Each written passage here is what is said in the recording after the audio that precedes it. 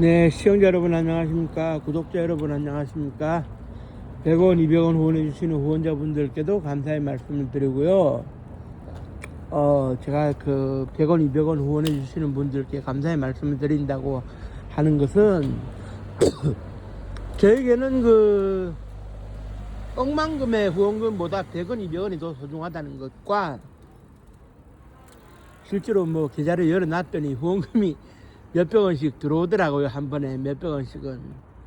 그분들의 정성을 소중하게 생각합니다. 사실 땅을 파도 10원이 안 나오고 최저임금만 해도 지금 얼마입니까? 10,000원 돈 아닙니까? 그렇게 따지면은 참 그 어렵게 번 돈에서 그래도 몇백 원씩 후원을 해 주시는 건데 저야 너무 감사하죠. 사람이 평생 돈만 쫓을 수는 없는데 돈과 부귀영화를 너무 쫓으면 어떻게 되는가에 대해서 오늘 조금 얘기를 드리려고 해요. 그러니까는 이제 그 1946년도 해방 공간이죠. 그 미군정이 있을 때인데 그때부터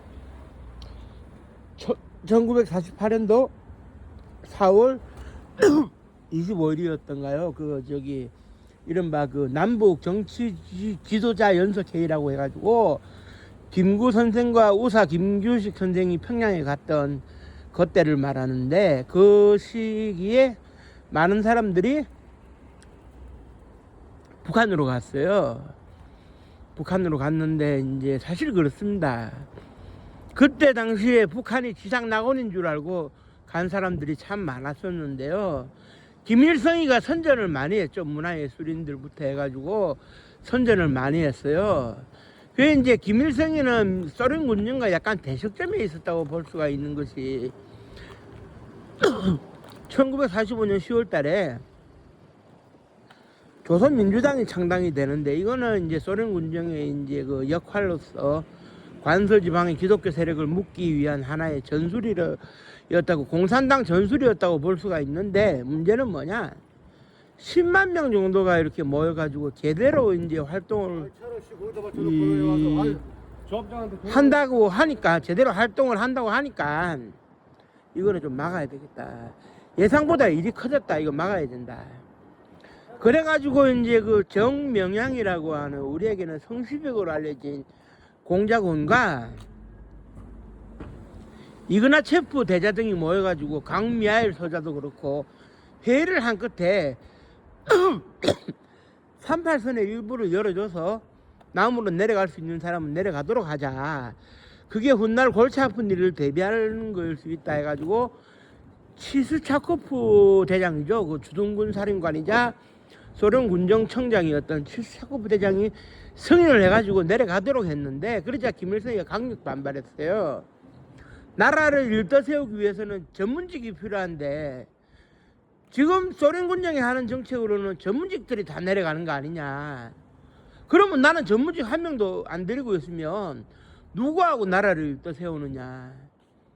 그래서 김일성이가 반대급부로 내세운 것이 이제 그 문화예술인, 지식인, 학자, 정치인들을 월북을 유도를 했어요. 그래서 이제 그 당시에 그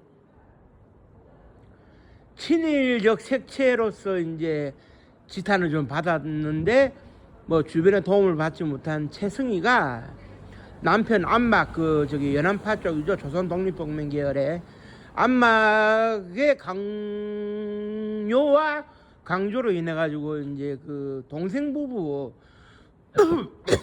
안재승, 김백봉 부부와 함께 월북을 하게 되죠. 월북을 하게 되고 그 다음에 이제 그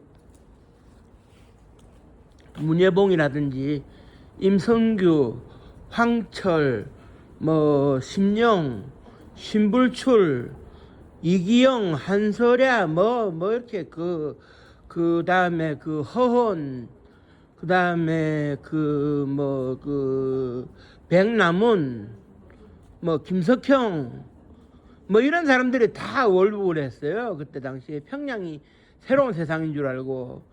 그리고 이제 그 일제시대 때 친일 논란이 있어가지고 친일로 규정이 됐지만 정말 그 민족의 자극적인 그런 가사를 남긴 바 있었던 조용철, 우리에게는 조명암으로 알려진 그분도 48년도 4월달에 남북 정치 지도자 연석회의 때 참석을 명분으로 평양에 갔다가 눌러 앉았거든요. 그리고 김일성이가 그 공을 들인 벽초 홍명희 선생, 그 저기 임꺽정의 제자죠. 벽초 홍명희 선생도 48년도 4월달에 평양에 가서 김일성이하고 손잡고 눌러 앉았고, 이들 중에 제대로 이제 그 내려온 사람은 아마 없을 겁니다. 한국 전쟁 당시에 모스크바 공연에 가 있다가 뒤늦게 돌아와가지고 평양에서 어부지 1호 1사 우태 당시에 그 손을 잡고 이제 한살배기 아들과 함께 손을 잡고 내려온 안재승, 김백봉 부부만 제외하고 나면 다 그 저기 평양에서 일떠서겠다는 그런 생각으로. 그런데 이들 중에서 1961년도에 사망을 하고 전쟁 중에 폭격을 맞아가지고 한쪽 팔을 잃어버린 황철의 경우에는 그 남한 출신 그런 그 인사들에 대한, 전문직 인사들에 대한 그런 그 숙청 바람이 불기 전에 죽었기 때문에 그냥 고이 이제 대접받고 평가를 받고 이제 그 신미리 애국 열사능에 묻힌 걸로 알고 있어요.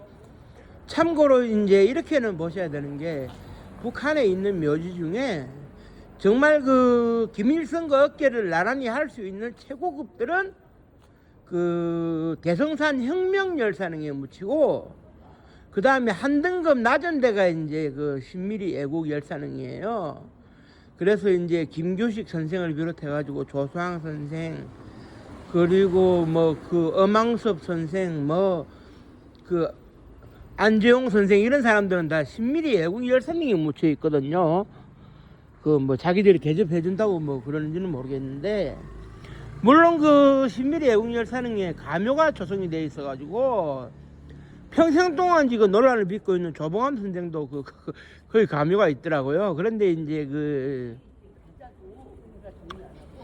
결국 김일성이는 사상적으로 프로파간다 이런 쪽에서 이용해 보겠다 해가지고 이제 그런 그 써먹어 보겠다. 사실 그렇습니다. 북한의 최승희만의 무용을 전수하기 위해서 평양에 갔고, 최승희 무용연구소를 김일성의 도움으로 열었는데, 막상 최승희한테 주어진 것은 그런 그 체제 선전에 앞장설 수 있는 그런 그 이념적 예술, 이념적 무용만 하도록 했어요. 그러니까 이제 어쨌든 그 친일 행적이 있든 없든 이시바쿠라는 스승으로부터 무용을 사사받아 가지고 정말 보살춤부터 해가지고 주옥 같은 춤을 남긴 최승희 입장에서 이념이 개입되는 무용을 하라고 하니 마음 편할 날이 없는 거죠. 거기다가 한국 전쟁 당시에 후퇴하는 과정에서 부상을 당한 안성희, 딸 안성희의 경우에도 자기한테 참 그 가슴 아픈 그걸로 남았는데, 1958년도에 그 안막이 연안파 숙청 과정에서 숙청이 되었을 때 최승희의 입시도 불안해지기 시작하더니 60년대 들어와 가지고는 그 어떻게 되느냐, 김일성의 그 후처였던 김성애가 그 최승희를 시기 질투해 가지고 이제 깎아내리면서 이제 최승희의 삶이 몰락하기 시작을 하는데, 이때 문예봉이라든지 황수복이라든지 뭐 이런 사람들 다 그 지방으로 쫓겨났죠. 그래서 이제 농사나 짓고 살아라, 중앙무대는 얼씬도 하지 말아라.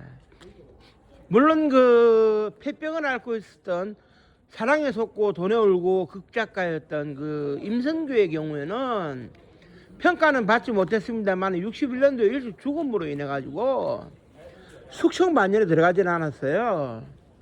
그래 이제 나중에 살아있다가 이제 복권이 좀 된 사람들 같은 경우에는 78년도인가요? 그 최은희 신상옥 부부가 납치돼 가지고 최은희 씨가 그 평양에 갔을 때 80년대 초반에 활동이 자유로워지고 영화계에 들어가게 됐을 때 왕수복이라든지 문예봉이라든지 김팔봉이라든지 뭐 이런 사람들을 만나가지고 만나니까 이제 그 어떻게 되느냐, 난방도 들어오지 않는 아파트에서 추위에 오돌오돌 떨면서도 은희야 제발 나 영화 좀 출연시켜줘라 뭐 이런 식으로 막 그 붙들고 있고. 그래서 이제 한국 전쟁 이전에 그런 그 뭐라 그래야 될까요, 최은희 씨가 예정을 생각해서 그런 선배들의 영화 출연을 추천을 하고, 물론 뭐 김정일이한테 허락을 받았다 그러더라고요. 김정일이는 내키지 않았어요. 왜냐하면 이 사람들이 출연을 하게 되면 자기가 지독하기 싫어하는 심파극으로 흐를까 봐서. 근데 뭐 최은희가 부탁을 하는데 김정일이도 안 들어줄 수는 없으니까 그럼 먹고 살기는 해주자 뭐 이 정도였겠죠.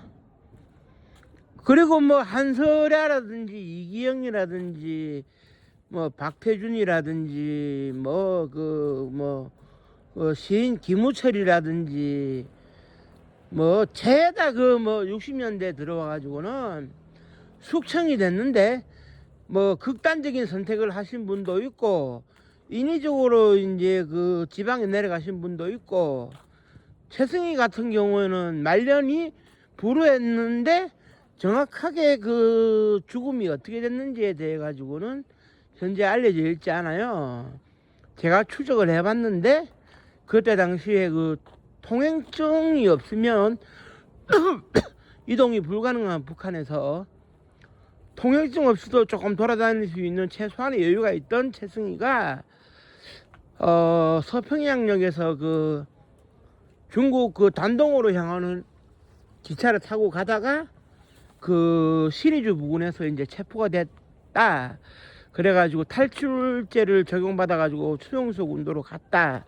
아니면은 김일성이가 수용소 군도로 처음부터 보냈다. 그 뭐 탈북한 사람의 얘기하면 18호 관리소에 영등갱이라고 하는 그 갱도 부근에서 68년도쯤에 사망을 했다. 그 다음에 뭐 그 안성이가 살려준다는 말에 자기 어머니 최승희를 비판대에 세워가지고 사상 비판을 했다더라. 뭐 별의별 그 확인 안 되는 얘기들이 많아요. 물론 뭐 북한에서는 공식적으로 기록을 하고 있죠. 자기들은 기록을 하고 있어요. 그래서 이제 노동당 문서구가 열려봐야 이제 알겠습니다만, 일단 최승희가 사후에 복권이 된 거는 맞아요. 그 신미리 애국열사능에 그 묻혀 있고, 아마 거기에 그 사망한 날짜와 그 연도 표기가 아마 북한에서는 그래도 인정하는 날이 아닐까 싶어요. 왜냐하면은 일단은 모든 기록은 정확해야 되겠지만은 일단 이렇게 봅니다. 그 당시에 이제 그 대성산 혁명 열사능이나 신미리 애국 열사능은 김일성, 김정일 선에서 묻어줘라 하면은 이제 묻을 수가 있거든요. 거기에 묻어주지 마라 하면은 이제 안 되는 거죠. 예를 들면은 북한의 권력 2인자였던 최용건의 경우에도 대성산 혁명 열사능에 묻히지 못한 것으로 제가 알고 있거든요. 마지막 순간에 김일성과 대립각을 세운 것이 이제 화근이 아니었나 이렇게 생각이 되는데요. 물론 그 성공 스토리를 쓴 사람도 있긴 있어요.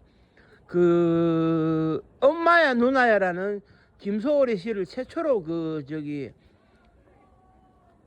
곡을 붙인 그러니까 지금 우리가 부르는 엄마야 누나야는 엄마야 누나야 강변 살자 하는데 이렇게 부르는 건데, 그 최초로 이제 곡을 붙인 거는 이제 그 안성현 선생이라고 목포 황도요중에서 이제 음악 교사를 하고 있던 분인데, 이분이 붙인 버전으로는 엄마야 누나야 강변 살자 뜰에는 반짝이는 금모래빛 하는 식으로 좀 달라요. 그래 이분이 뒤에 이제 그 목포에서 가장 그 인기 있는 그 이난영이 저리 가라라고 할 정도로 이제 인기가 있었던 부용산이라는 노래가 있는데, 부용산 오리길에 잔디만 푸르러 푸르러 하는 그 이도 작곡을 하시고 했는데, 이 안성현 선생이 한국 전쟁 당시에 그 9.18 서울 수복 당시에 어떤 연유에서인지는 모르겠는데 평양으로 가버렸어요. 그런데 이제 북한에서는 교영학단 단장도 여기 마시고 나름대로 잘 나갔단 말이죠. 그리고 이제 앞서 말씀드린 조영철, 그러니까 우리에게는 조명암을 알려주신 분도 93년도에 세상을 뜰 때까지 천수를 누렸고요. 김일성으로부터 가진 그 대접을 다 받았어요. 그러니까 이제 그 어떻게 보면 전체 한 20%는 천수를 누리고 대접을 받았고, 그 다음에 나머지 이제 80% 중에 40%는 우여곡절 끝에 후에 복권이 됐고, 40%는 뭐 복권이 되지 못한 상태에서 수용소 운동으로 갔고 숙청을 당했고. 그러니까 이제 평가를 해주고 싶은 사람들은 평가를 해주는 거예요. 그 평가를 하기 힘들거나 평가를 해줄 마음이 없는 경우에는 평가를 안 해주는 거죠. 예를 들면은 음악가 윤희상 씨의 경우에는 북한이 더 평가를 해주고 있어요. 20세기에 현존했던 세계 5대 음악가라는 타이틀을 북한이 이용하고 싶으니까. 그래서 이제 평양에 1988년도에 윤희상 음악 연구소도 이제 설립을 하고. 그런데 윤희상 씨가 애매한 태도를 좀 취한 건 있어요. 뭐냐 하면 그때 당시에 이제 그 독일에서 사망을 했을 때 어디에 묻히느냐에 대해 가지고 당장에 대한민국 땅에 묻힐 생각이 없다라고 이제 그 윤희상 선생이 얘기를 했거든요. 언젠가는 내가 통영 땅에 이제 이장될 날이 오겠지만 지금 당장은 아닌 것 같다고, 이제 통영 땅에 묻히는 거는 당장에는 거절을 한 입장인데, 이때 북한에서 윤희상 선생의 묘지를 만들어 줄 테니 시신을 평양으로 운구합시다라는 이 제의도 이것도 또 거부를 했어요. 지금은 그 뭐라 그래야 될까요? 그 당시에 이제 95년도에 그 사망할 당시에 이제 그게 이제 그 최인훈의 소설 광장에서 이제 나오는 것처럼 당신은 어디로 가고 싶습니까? 라고 했을 때 시종일관 중립국을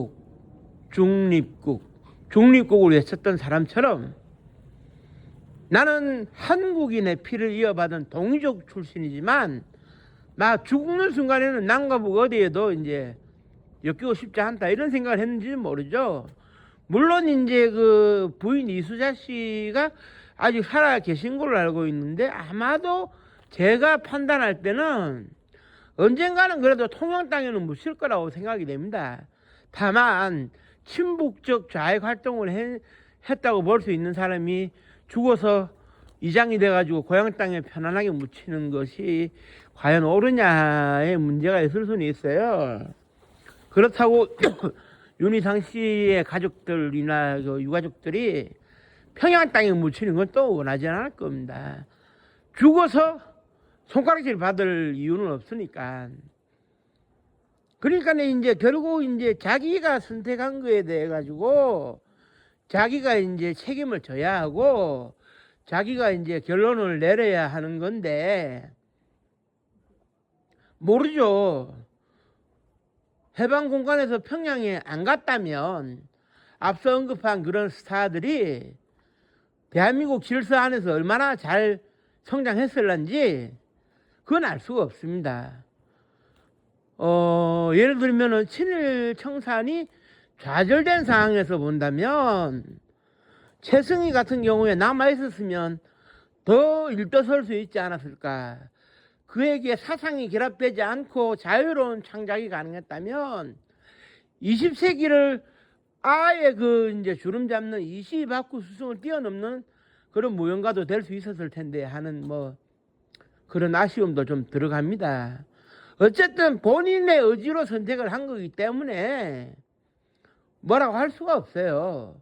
강요가 된 것도 아니고 결국 평양에 가서 김일성이가 그 고려된 같은 기아집을 내주면서 그 옥류관 옆에 있는 저기 집을 내주면서 최승희 무용연구소를 세우도록 했고, 그걸 또 받아들인 최승희는 김일성과 거래를 했다고도 볼 수가 있는데, 그렇다면 뭐 최승희에게 뭐 친북 자익 뭐 잘잘못을 뭐 따지고 묻기 이전에 쓸쓸한 죽음도 본인의 선택의 결과이기 때문에 누가 뭐라 할 수는 없어요.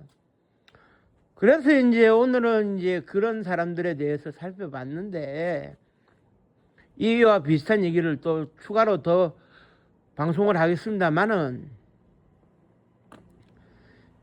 이념과 그 본인의 생각 그리고 실제 문화예술 이런 것들을 우리가 어떻게 판단하고 평가해야 될 것인가, 결국 그런 것 같습니다.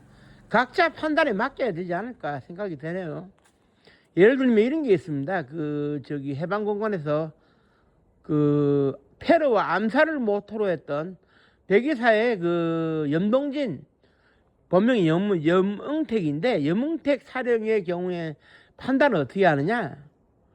그때 당시에 남북이 합작을 할 수 있었지 않았느냐? 뭐 저기 통일정부 어쩌고 문을 하면 테러리스트가 되는 거고, 대한민국의 정통성만 가지고 본다면 결정적인 공헌을 한 사람이고, 그래서 판단은 각자가 해줘야 된다라는 그 백이사 단원 그 백찬옥 교수의 얘기가 있었습니다만은, 결국 판단은 각자가 하는 겁니다.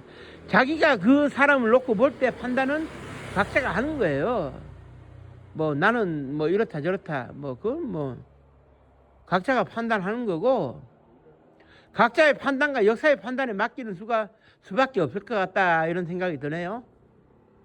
좀 씁쓸한 얘기인 것 같습니다. 내일 또 주말에 눈이 온다고 하니 눈 조심하시고요. 즐거운 목요일 밤 되시기 바랍니다. 고맙습니다. 감사합니다.